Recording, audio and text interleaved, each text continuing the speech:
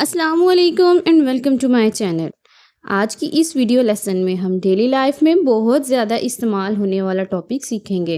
अक्सर हम ऐसे जुमले बोलते हैं जिनमें उड़ रहा है, उड़ता है या फिर उड़ाता है का लफ्ज़ आता है।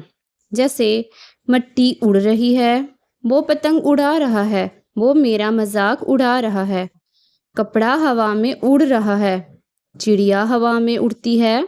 ज़्यादातर स्टूडेंट्स इसमें कंफ्यूज हो जाते हैं कि उड़ाने या फिर उड़ने के लिए तो फ्लाई का वर्ब जो है वो इस्तेमाल होता है, तो बाय मिस्टेक वो ऐसे सारे सेंटेंसेस को लफ्ज़ फ्लाई का यूज़ करते हुए बनाते हैं। जैसे मट्टी उड़ रही है, द डर्ट इज़ फ्लाइंग, या फिर वो मेरा मजाक उड़ाता है, ही फ्लाइज माई जोक। इस बात को याद रखने की ज़रूरत है कि हर जगह पर उड़ने या उड़ाने के लिए फ्लाई का लफ्ज़ जो है वो इस्तेमाल नहीं होता। स्पोकन इंग्लिश में वर्ब्स जो हैं वो according to the situation use किए जाते हैं, लेकिन जब हम वर्ड टू वर्ड ट्रांसलेशन करते हैं तो मीनिंग्स वही हो सकते हैं, लेकिन सिचुएशन के लिहाज से ट्रांसलेशन वर्ड के अकॉर्डिंग नहीं होती। तो आज की वीडियो को लास्ट तक ज़रूर देखिएगा ताकि आपको जब भी ऐसे सेंटेंसेस बोलने हो या फिर ऐसे जुमले ट्रांसलेट करने हो तो आप बगैर किसी हेजिटेशन के इनको बोलें और बना सकें। तो चलिए, हमारा सबसे पहला सेंटेंस है हवा से मट्टी उड़ रही है। अगर मैं अब इसकी वर्ड टू वर्ड ट्रांसलेशन करूं तो ये होगी द डर्ट इज़ फ्लाइंग।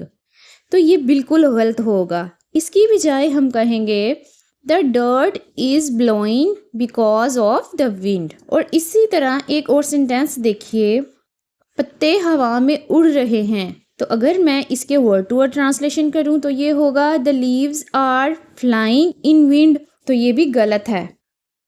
इसकी जगह पर हम कहेंगे the leaves are blowing in the wind.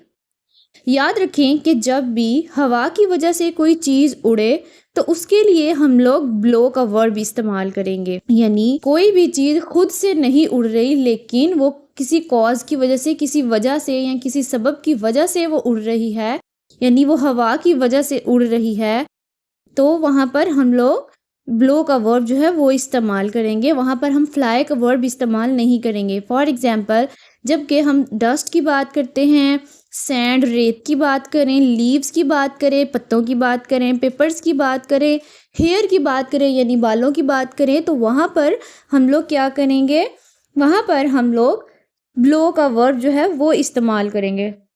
तो ये सारी चीज़ें जो हैं ये हवा की वजह से उड़ती हैं, ये खुद से नहीं उड़ती। तो ऐसी चीज़ों के लिए हम लोग ब्लो का वर्ब इस्तेमाल करेंगे। इसी तरह फ्लाई का इस्तेमाल भी उड़ने के लिए ही किया जाता है, लेकिन फ्लाई का इस्तेमाल हम लोग उस वक्त करते हैं जब कोई चीज़ खुद ब खुद हवा में उड़ रही हो या फिर उसे हवा में उड़ने के लिए ही बनाया गया हो। जैसे कि बर्ड्स हैं, इंसेक्ट्स हैं, प्लेन्स, बलून्स और काइट्स, ये सब क्या हैं, ये सब की सब जो चीज़ें हैं ये हवा में खुद ब खुद उड़ती हैं। यानी जितने भी बर्ड्स और इंसेक्ट्स हैं ये कुदरती ही हवा में उड़ने और ज़मीन पर चलने के लिए बनाए गए हैं। इनके उड़ने की जब भी बात होगी तो हम लोग यहाँ पर फ्लाई का वर्ब इस्तेमाल करेंगे। इसी तरह से हवाई जहाज़ जो है वो खुद ही हवा में उड़ने के लिए बनाया गया है, यानी कि उसको बनाया ही इसलिए गया है कि वो हवा में यानी आसमान में इस्तेमाल किया जा सके। नेक्स्ट सेंटेंसेस को देखिए, कागज़ हवा में उड़ रहे हैं। अब यहाँ पर कागज़ के लिए हम लोग क्या बोलेंगे, फ्लाई बोलेंगे या फिर ब्लो बोलेंगे।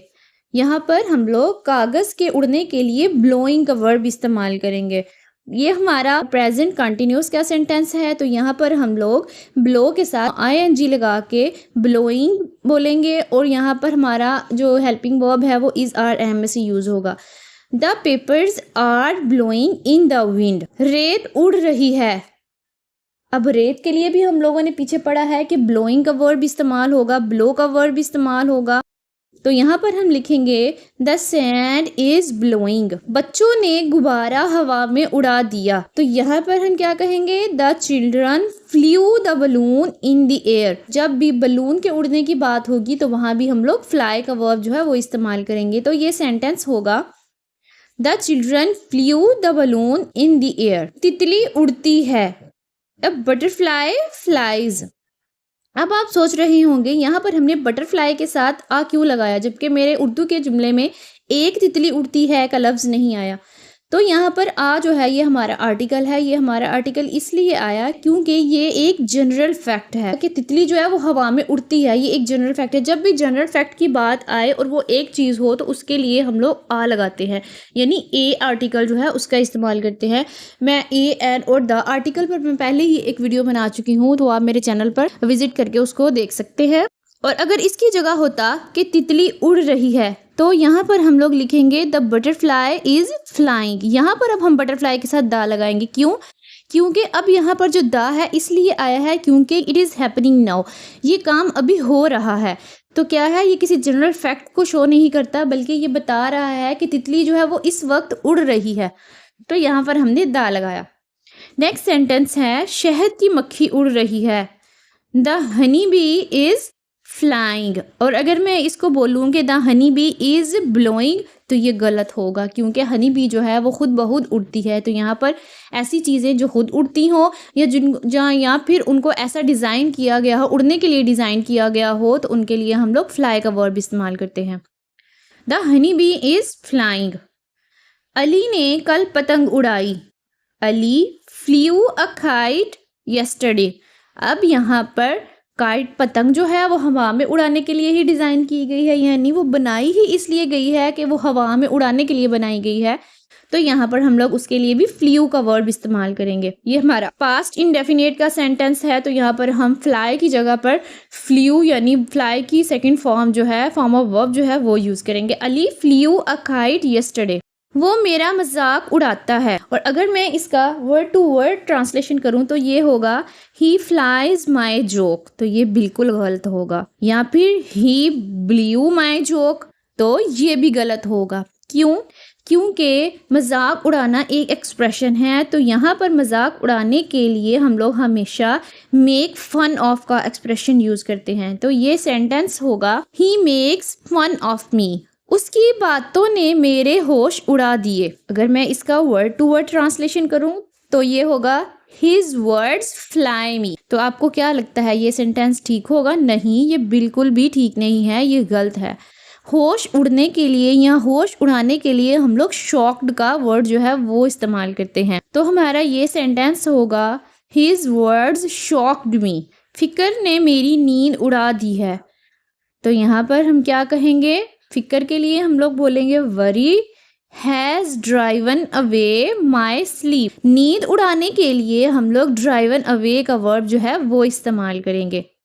फिक्र ने मेरी नींद उड़ा दी है। Worry has driven away my sleep.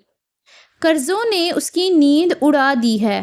डेब्ट has driven away his sleep. धूप ने कपड़ों का रंग उड़ा दिया है। हम धूप में कपड़े डालते हैं तो हम देखते हैं ना, कभी कभी वो उनके कलर फेड हो जाते हैं, यानी उड़ जाते हैं उनके रंग, तो हम कहते हैं मेरे कपड़ों का रंग उड़ गया है। तो यहाँ पर जब कपड़ों के रंग के उड़ने की बात हो तो वहाँ पर हम लोग फेडिड का लफ्ज़ इस्तेमाल करेंगे, फेड का, यानी मध्यम हो जाना। उड़ जाने का क्या मतलब है? जब वो उड़ जाएंगे, रंग ख़त्म हो जाएगा उसका, तो उसका यही मतलब होगा कि कलर जो है वो उस कपड़ों का वो मध्यम हो गया, यानी कम हो गया है। तो वहाँ पर उसके लिए हम लोग फेड का वर्ब इस्तेमाल करेंगे। धूप ने कपड़ों का रंग उड़ा दिया है। The sunlight faded the colour of clothes. राख उड़ रही है। राख के लिए कि हम लोग क्या इस्तेमाल करेंगे? The ash is blowing. राख जो है वो खुद ब खुद तो उड़ती नहीं, वो हवा चलेगी, हवा लगेगी तो वो उड़ेगी। तो वहां पर भी हम लोग क्या कहेंगे? राख उड़ रही है। The ash is blowing. कपड़ा हवा में उड़ रहा है। The cloth is blowing in the wind. तो ये था हमारा आज का लेसन। आई होप कि आप फ्लाई और ब्लो के फ़र्क को समझ गए होंगे। मिलते हैं इंशाल्लाह नेक्स्ट वीडियो में, तब तक के लिए keep learning and keep practising. Thank you.